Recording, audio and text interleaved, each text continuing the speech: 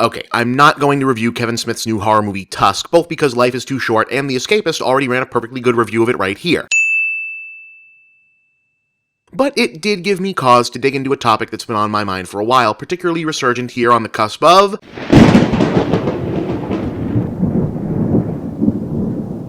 Yeah, we're gonna start that next week, even though Tuesday will technically be one day before October because it's my show and I feel like it. See, Tusk sounds exactly like the sort of movie that would typically end up on Schlocktober. It's a horror film about a podcaster who gets abducted by a Canadian psychopath who uses grotesque surgery to transform him into a walrus. And yes, a big chunk of the movie does involve actor Justin Long flopping around in an elaborate gory creature makeup as a human who's been essentially taken apart and put back together as a walrus made of human parts. On the surface, it sounds like exactly the sort of thing Schlocktober exists to expose you all to: insane, bizarre movies that really can't be believed to exist. Films that can only draw response in the form of who thought this up and who decided it was a good enough idea to put money toward. And if some nutcase fringe underground filmmaker really had crafted in earnest a human centipede-esque Cronenbergian body horror movie about turning a guy into a walrus, it absolutely would be. But Tusk isn't that movie, as in it's not an honest-to-goodness awful yet incredible find of a film. It's a slickly produced, highly calculated attempt at factory building an artificial version of what amounts to found art. That's not the main reason the movie sucks. The main reason the movie sucks is that Smith is trying to adapt a feature film from a random conversation from one of his insufferable podcasts.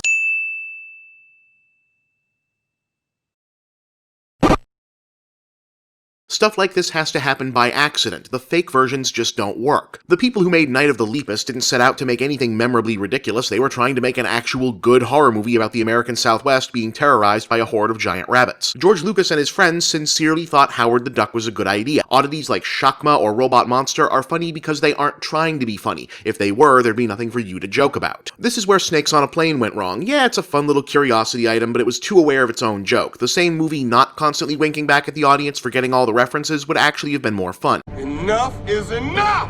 I have had it with these snakes on this plane!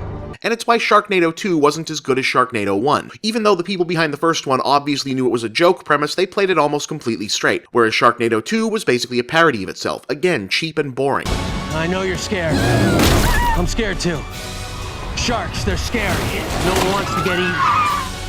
But I've been eaten! Takes a lot more than that to bring a good man down. Let's go show him what it means to be a New Yorker! More famous examples, Troll 2, whose director is on record saying it was meant to be taken as a completely serious film.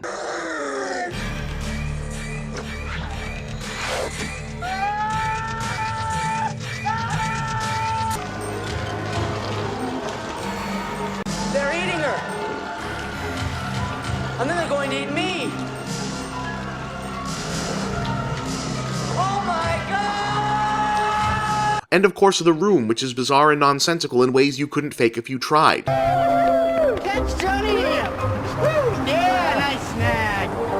Alright. You are lying, I never hit you! You are tearing me apart, Lisa! Even the guy who made Birdemic insists he was looking to make a genuine present-day successor to Hitchcock's The Birds. I think they're eagles. What's going on? This is Birdemic! Don't you fucking forget!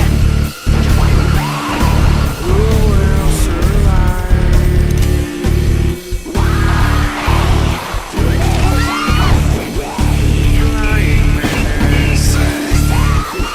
But as for Tusk, look, I already spent 3 episodes explaining my complicated feelings about the career trajectory of Kevin Smith, but the film really does embody the insularity, laziness, and self-satisfaction of this period in his filmography. The entire movie is just a self-referential callback to a gag that only devout fans of the writer-director's podcast will understand or could conceivably appreciate. Anyway, starting next week, 5 weeks of actual real-deal bizarre, unbelievable, occasionally unwatchable trash classics. I'm looking forward to it, and I hope you are too. I'm Bob, and that's The Big Picture.